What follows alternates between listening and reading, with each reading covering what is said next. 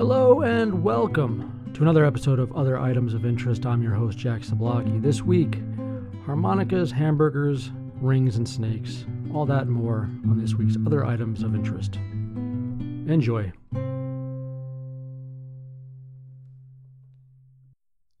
Hello and welcome to yet another episode of Other Items of Interest. I'm your host, Jack Zablocki. Well, today's show is not a great show. I'm not exactly sure we've ever had a great show. I'd say most of our shows are pretty average at best. This one it's a little below average, I hate to say. Let me read you some of the headlines. I'll read you all the headlines for the stories we're doing today. Ontario teen gets harmonica stuck in mouth. Man accused of trying to pay prostitute with hamburger. Ring found on rooftop blocks away from tornado-ravaged home. Man finds 6-foot snake in couch while digging for keys. Florida daycare writes on child's tummy to remind mother to bring diapers. Man stirs the pot by lighting joint in court. Katie Hopkins receives fake award from YouTuber. Study says men who own luxury cars are often jerks. Doctors remove huge hairball growing inside 30-year-old woman. And woman with 31 fingers and toes sets new Guinness record. That's what we're doing today. If you missed it, your life wouldn't be any better or worse for having missed it. So I'll leave you with that. You can decide whether to keep listening or to move on to something better. There wasn't a lot of great news this week. I didn't see much. Most of the news is on the coronavirus and presidential impeachment. And the Super Bowl was on past Sunday. And there's also Groundhog's Day, which stupid stories took up some of the news as well. So that's what we have for today. Not much. Nothing really great or interesting. But here we are together. So I guess we should get on with it. Get it over with. Maybe we'll find a laugh or two. I just don't know. I'm just not pleased with today's stories. That's all there is to it. It's not as bad as the one time I covered artificial turf on somebody's lawn in Toronto. The city council voted to ban artificial turf for lawns, and some people got very upset with it. That was a pretty bad episode. It's not as bad as that. So maybe we'll make something good of it. Maybe. Let's find out, shall we? Let's.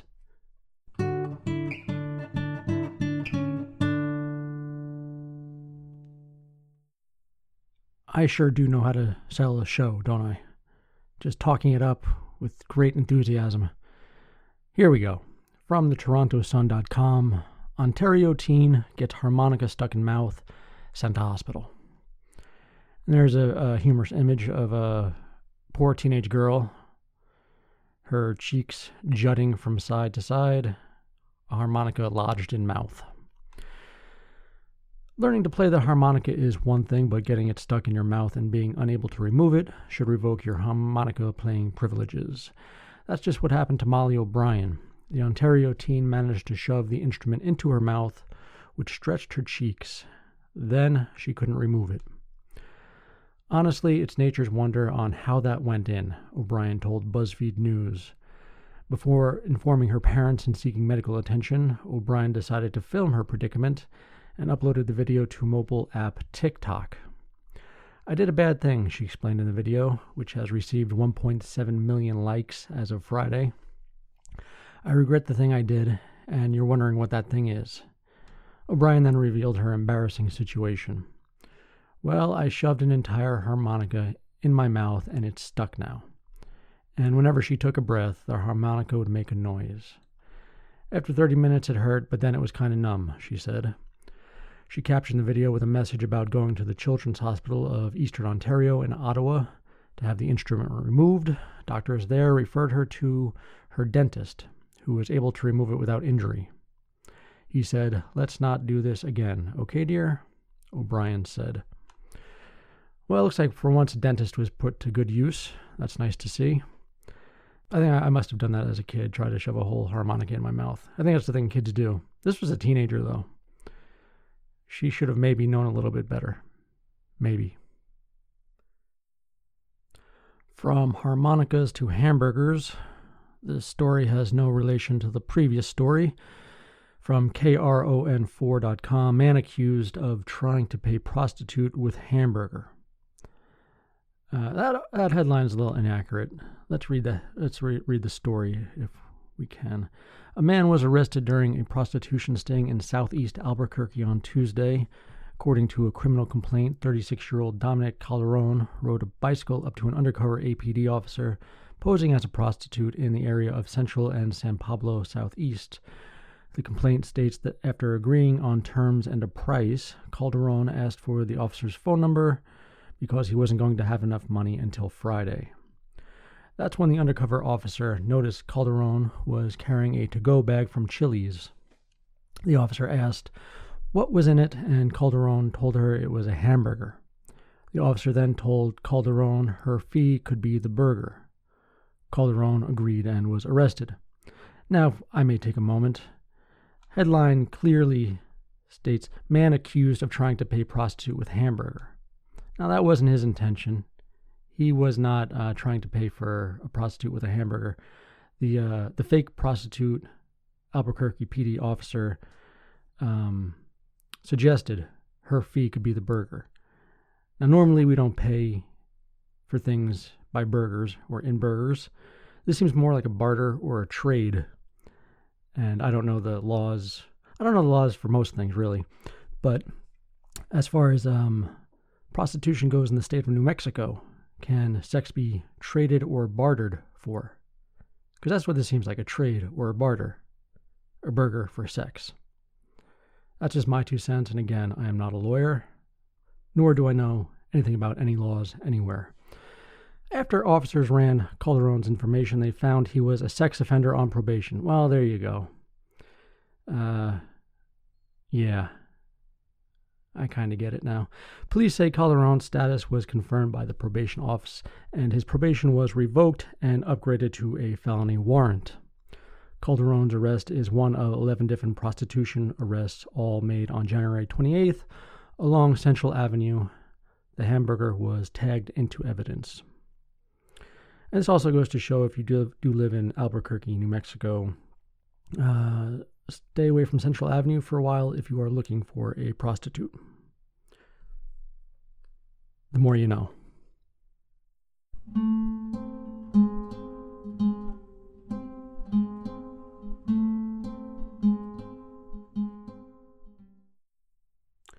This next story is actually interesting. It just has so much to do with chance that I find it fascinating. From UPI.com, ring found on rooftop blocks away from tornado-ravaged home.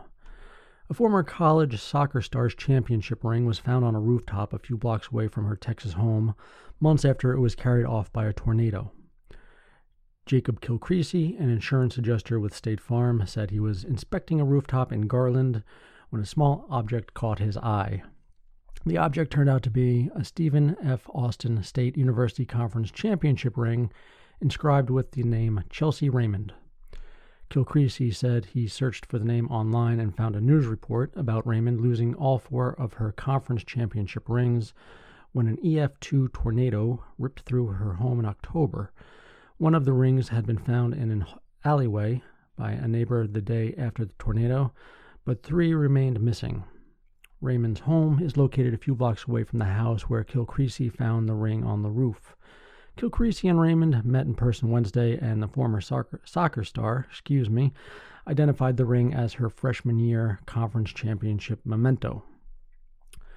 Raymond's tornado-swept ring traveled a few blocks but fell far short of the distance traveled by a Wisconsin man's high school class ring.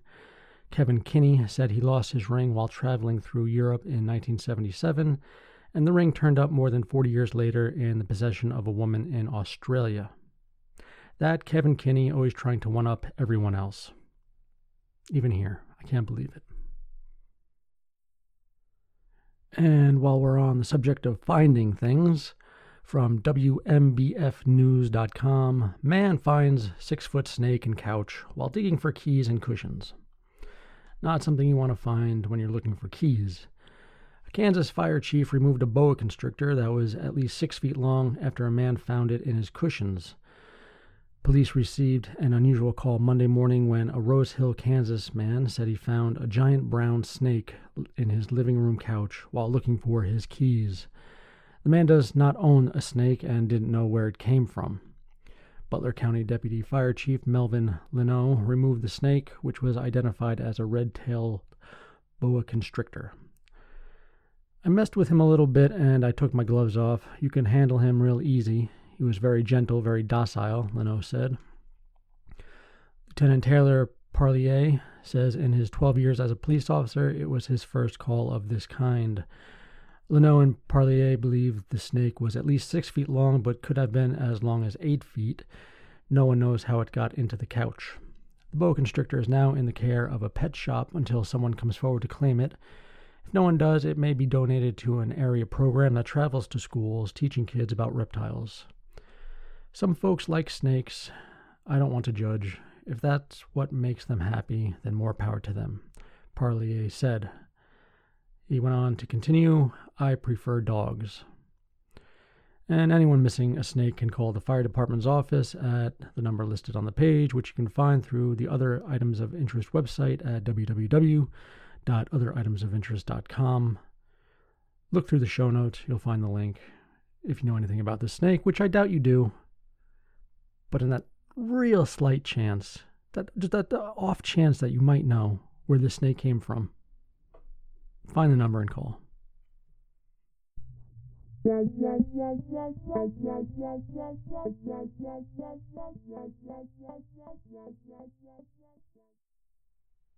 Children are not post-it notes. From local10.com, Florida, yes, Florida. Florida daycare writes on child's tummy to remind mother to bring diapers. Okay. A Florida mother was shocked to find her young son's daycare had written on his stomach in black ink to remind her to bring more diapers. Heather Chisholm posted photos of her son Milo to Facebook after she found the Sanibel Island daycare's message on the boy's tummy. Chisholm, a single mother, said the daycare usually puts a daily report in her children's lunch boxes, detailing her son or daughter's behavior and whether they need additional wipes or diapers. But while changing Milo's diaper after bringing him home Monday, Chisholm noticed the message written in magic marker. What's worse is the ink remained on his skin even following a scrubbing with baby wipes. In the very worst case scenario, I can't see anything other than need diapers needing to be written, wrote Chisholm. Why a big long message needed to be written across my son's stomach is beyond me. Chisholm says Mondays isn't the first time the daycare has written on her son's body, claiming in her post that it happened several months ago. In her post, Chisholm asked whether she was over-exaggerating in her anger, but nearly everyone who commented backed her up wholeheartedly. The news press reports the director of the Children's Education Center of the Islands was in a meeting and was unavailable to comment on the incident. Interestingly enough, 2 pictures are included in this article. They are of the same picture. One at top is of Milo with the message written on his belly and his face is pixelated out. Then at the bottom of the article is the same picture of Milo with the message written on his belly, his tummy, from Facebook with his face unpixelated. Good going, local10.com. Good going. This headline reads, Man stirs the pot by lighting joint in court, from MiamiHerald.com. Spencer Allen Boston, 20, was arrested Monday and charged with disorderly conduct and simple possession after sparking up in the courtroom. Wilson County Sheriff Robert Bryan said Boston was in court Monday on a simple drug possession charge. Boston approached the bench to discuss his sentence, but instead expressed his views on legalizing marijuana. Boston reached in his pocket, pulled out a marijuana cigarette, lit it, smoked it, and was immediately taken into custody, Bryan said. Sheriff's Office Lieutenant Scott Moore said the courtroom crowd chuckled. It's unclear whether Boston lit up a joint or a blunt, but Bryan said the defendant's marijuana did have a strong odor. Yeah.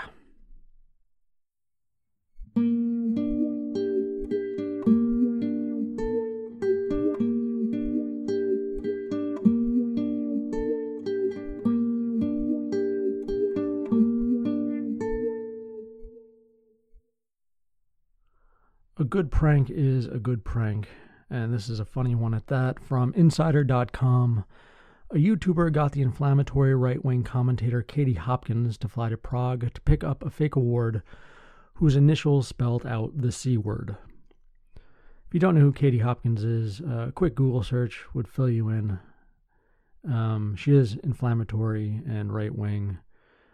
Not a particularly nice person or interesting one at that, but she gets people riled up. Okay. The inflammatory right-wing commentator Katie Hopkins probably thought her day on the internet couldn't get any worse after her Twitter account was suspended for hate speech on Thursday. She was wrong.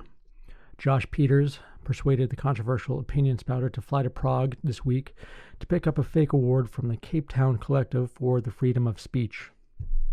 On Thursday, the YouTuber released the video showing how her Lifetime Achievement Award, the Campaign to Unify the Nation trophy, spells out the C word very clearly behind her. Hopkins, who has rubbed shoulders with the likes of Milo Yiannopoulos, Nigel Farage, and Tommy Robinson, enjoyed a 3-course dinner with Peters, the magician Archie Manners, and a group of thoroughly brief actors at the 5-star Four Seasons Hotel in Prague. Peters gave a speech to keep up the charade, what have you, that included a nod to his real occupation as a YouTuber. He made a lot of bold statements that Hopkins clapped along with, including, "Without being able to mock other people, without being able to attack people, we are not free." And the intellectual battle against the woke brigade is being won, and the snowflakes are melting. He told Insider that the speech was about twice as long as what was shown in the video, but that when it was cut together, it seemed a lot more ridiculous that Hopkins fell for it. Peters told Insider that everyone was told they had to stay in character the whole dinner, which made things a little easier, but it was still challenging not to laugh or show disgust at various points in the evening, and he had to keep stepping out of the room. "I had to go to the bathroom a few times because I couldn't keep it together," he said. "It was very surreal, in a bad way, night. I felt like we were teleported into an alternative reality where we were all billionaires sitting around a table, drinking wine, and being racist." At one point in the evening, Peters became concerned that they might have been a little too mean to Hopkins. That is, until she made her speech and said a number of appalling things, Manners said. To list a few, if you call Muhammad in a school playground in the UK, 2,000 fucking kids come running, and you don't want any of them. Okay, next. Epileptics are all weirdos. They're up there with the Asians.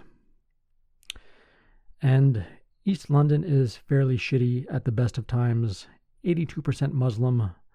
What can I say? Those people are raping their own mother. I just want to be clear. These are things she said. I have nothing to... I'm just reading the article. It is appalling. It's disgusting. She deserves the award. After the speeches, Peters and Manners filled Hopkins' trophy with red wine and chanted at her to drink it in one go, which she did. Peters has gained a reputation as one of the most original and daring creators on YouTube right now. Over the past few months, he and Manners have made a handful of inventive videos that are essentially social experiments designed to test the limits of what they can get away with. That said, they always try to give their marks a chance, Peters said. I think we always try to, not only from a creative point of view, but also from a slightly moral point of view, not completely dupe someone by breaking the law or doing something really wrong, Peters told Insider. We always try to give people a bit of a chance. With Hopkins, for example, the Cape Town Collective for the Freedom of Speech's founder was listed on its website as a leader of the Ku Klux Klan. Peters said they picked on Hopkins because he's always been incensed at what she says in the media, but it was her claim that the drowning deaths of young migrant children were a political stunt that got him the most. She has freedom of speech, and so have I, he said. We just let her dig her own grave. And there's video on the Insider website and plenty of pictures of the prank event. If you'd like to check it out, do check it out. And from one asshole to many assholes, from fastcompany.com, study: men who own Mercedes and BMWs are more likely to be assholes. Yes, the drivers of those luxury cars that cut you off really do suck. A new study in the Journal of International Psychology finds that many owners of high-status luxury cars are actually assholes. The answers were unambiguous. Self-centered men who are argumentative, stubborn, disagreeable, and unempathetic are much more likely to own a high-status car such as an Audi, BMW, or Mercedes, say the researchers in a press release. The study surveyed 1,892 Finnish car owners and also analyzed their personality types, an idea inspired by lead researcher Jan Erik Lundqvist's observation that the drivers most likely to run a red light, not give way to pedestrians, and generally drive recklessly and too fast were often the ones driving fast German cars, such as BMWs, Mercedes, and Audis. He knew that previous studies found luxury car drivers more likely to ignore traffic rules and drive unethically, but it was unclear why. Was wealth corrupting their behavior? Lundqvist, a professor of social psychology at the University of Helsinki, instead asked what types of people own these cars. Sure enough, he found that less cooperative, less kind, and less considerate men often drive high-status cars.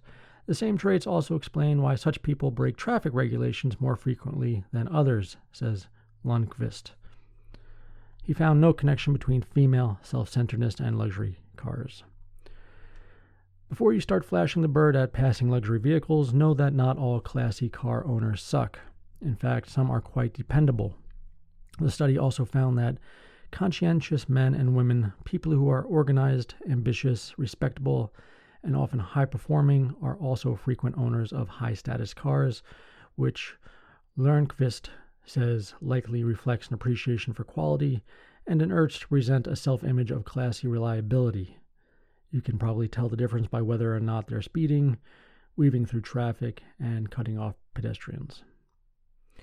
Yeah, I'd say 9 times out of 10, drivers of luxury vehicles, Mercedes, BMWs, Audis, some others, just fucking assholes. 9 times out of 10. That's being generous.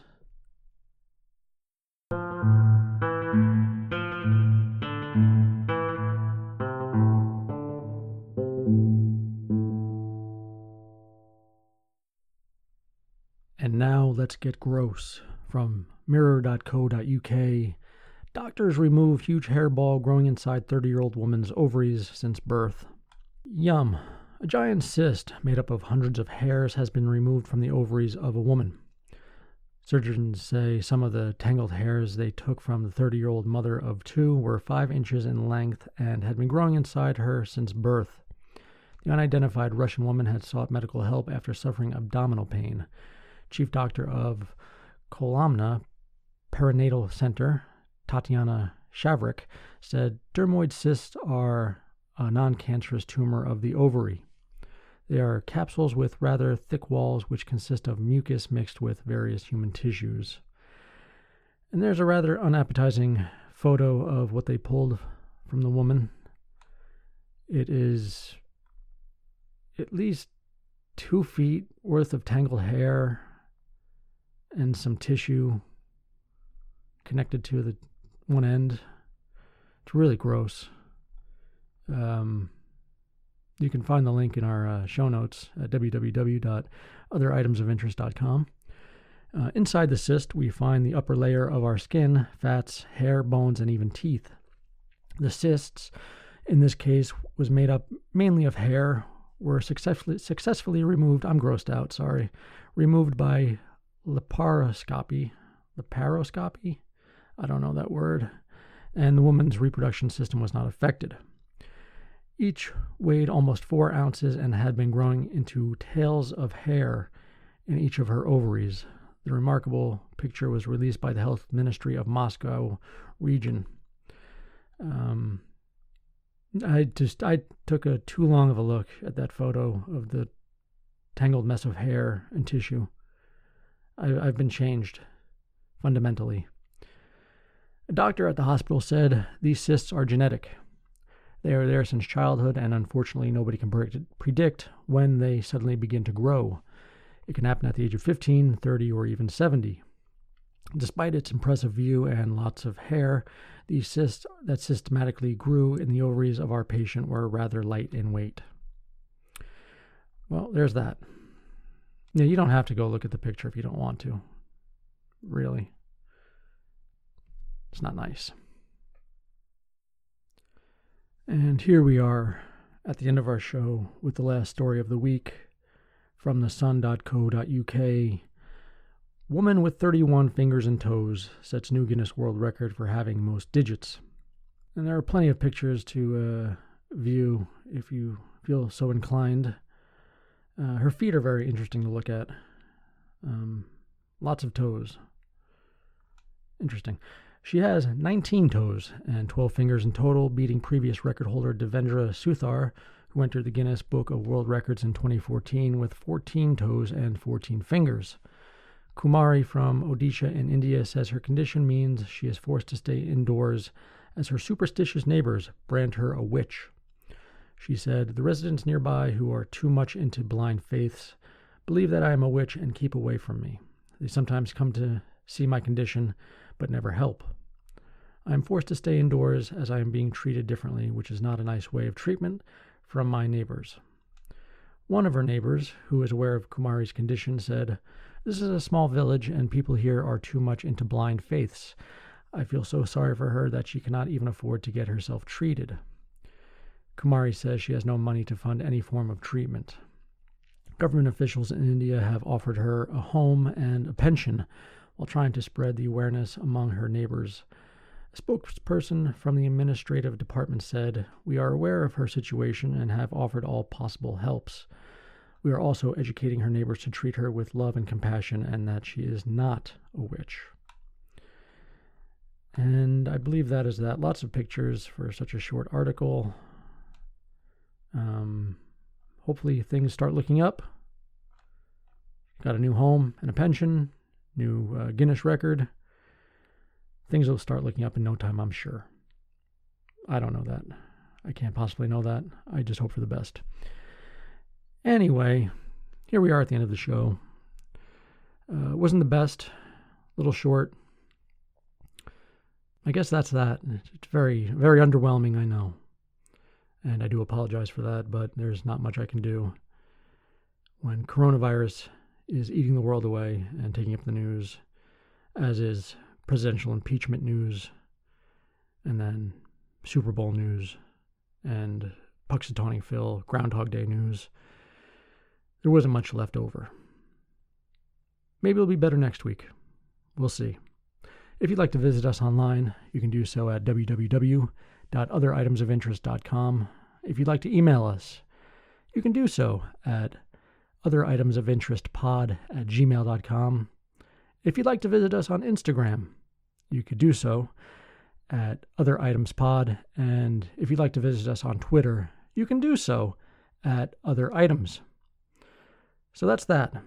We will soon be saying cue the music, and we will be getting on with our days, as you should. Have a good time. Cue the music.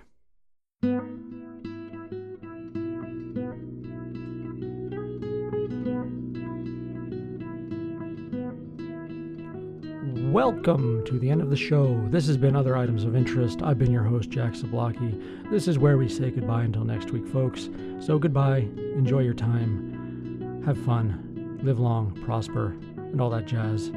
See you next week, everybody. Bye-bye.